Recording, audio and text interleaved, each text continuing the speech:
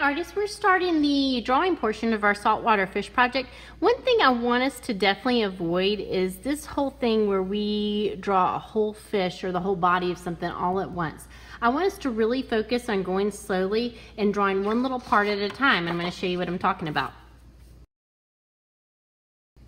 Now artists, I'm starting with the head. It's not right or wrong, it's just a way to start, and I find it as an artist the easiest place to start with. But again, you could start with somewhere else. But I'm going to encourage you and challenge you to just draw one little part at a time. And even though I'm going to put this video on fast forward, you're going to notice that I'm just going part by part and really breaking this fish down into workable, drawable parts.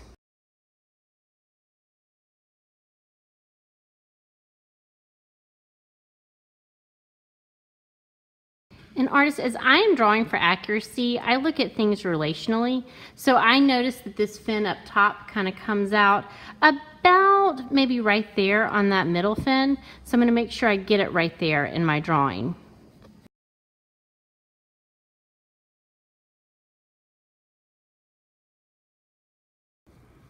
Now artists, you notice that my tail is going all the way off the page right here. I actually kind of like how it looks like my fish is swimming into the picture, so I'm going to leave it like that. But if that bothers me, I'm not so committed to my drawing right now that I couldn't erase and kind of push my fish forward a little bit or even turn my paper over. But at this point, since I really like how my fish is sitting on the paper, I'm going to really start to go in and start adding my details.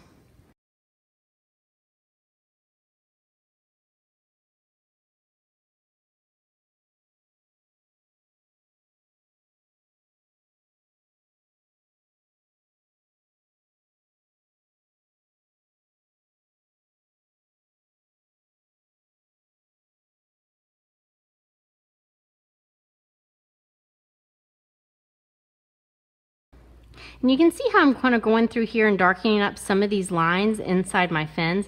Now I could always hit this up with artist pen if I wanted to, but I think some of these I'm going to let stand with just my pencil and be a nice little darker value in there.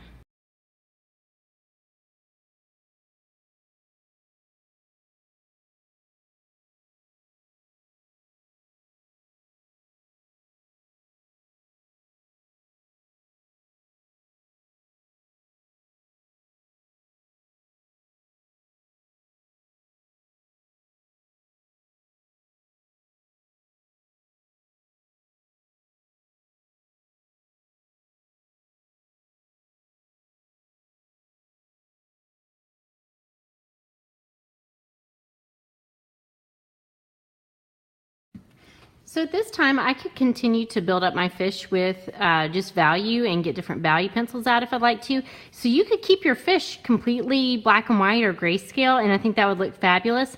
If you want to add paint, this is probably a point where I would kind of stop adding in the value and the texture and start to think about transitioning. So in order to transition, I'll probably go through and maybe darken in some areas first before I start painting. I've got this Sharpie pen out. It's not a Sharpie marker, it's just the pen.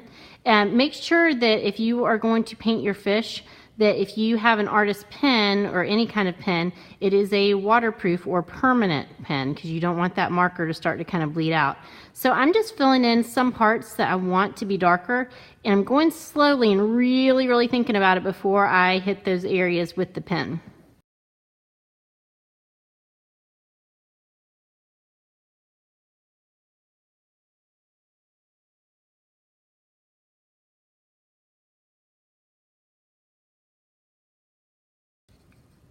Now down in some of these areas where it's a little bit lighter, I'm probably not going to put that pen, but I could go down and just darken up a couple of these little areas with my value pencil. This is actually just a regular HB pencil, but I'm pressing down on it hard so I get some good value out of it. I'm going to paint in such a way that my paint is going to act like watercolor. Even though it's going to be a temper cake paint that we're using, we can paint with it like we would paint with watercolor, and I can let that value kind of show through in some of my paint. Now in hindsight, I look at mine and I kind of wish I wouldn't have gone over all of these lines with a Sharpie marker, just because I feel like it got a little bit dark in some places. I don't think it looks bad, but this is why I'm doing this for you, because you might look at mine and think the same thing. And so kind of just be careful about not doing too much with that marker, that pen. For painting my fish, I'm just going to paint a nice little wash with the black paint on here. And a wash means I'm using a lot of water and just a tiny bit of the pigment. So it's going to go on kind of a light grayish type color. Because I want my pencil lines to show through underneath, I'm actually not adding any more of the black pigment in there. Every time my brush leaves the fish, it's going and fetching more water, so I keep this wash nice and light and translucent so I can see my pencil lines underneath.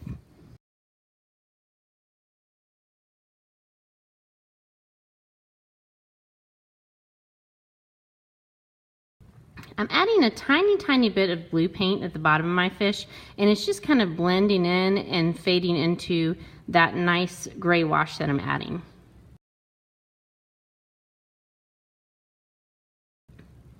Now you can see where my wet paint of different colors touch wet paint. They kind of bled and ran together, and I kind of like that. I consider that a happy little accident right there. So you might actually want that to happen.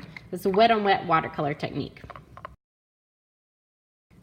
For the background, I'm going to go over the guidelines really quickly and then just put this on fast forward. So I'm starting with this little turquoisey color. You do not have to use the turquoisey color. You can mix your own color. It's completely up to you. Since I just painted my fish, I want to be very careful about not getting that background color into the fish at all. So I'm going to kind of maybe give myself a little bit of space around my fish. Notice I'm painting with the tippy tip of that paintbrush, and I'm using lots of water. The key to this technique working is you want lots of water and you want that paint to kind of be on the surface. Now I'm getting a little bit of salt out and I'm sprinkling just a little bit. A little goes a long way. If you put too much on there, it actually doesn't have the greatest effect. So you can see where I sprinkled just a little bit of that salt. It's kind of pushing that water away and kind of giving it a little bit of a bubbly effect. That's really nice. Now I am not going to paint back over this area because then I just take away those really cool effects. So I'm going to just keep on going, again using a ton of water and the tippy tip of my paintbrush to try to keep that paint on the surface of the paper. And then I'm going to paint a little bit at a time. Since I have to do this while my paint is still wet, I'm going to go ahead and sprinkle some more salt. Nice, and then I'm just going to keep on moving. I repeat these steps until I'm completely done with my background. And again, you can mix different colors other than this little turquoisey color, completely up to you.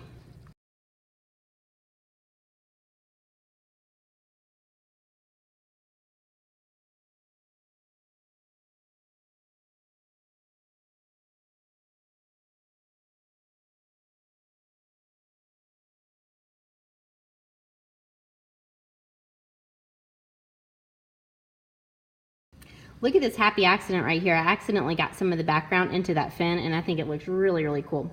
Thanks for watching, guys.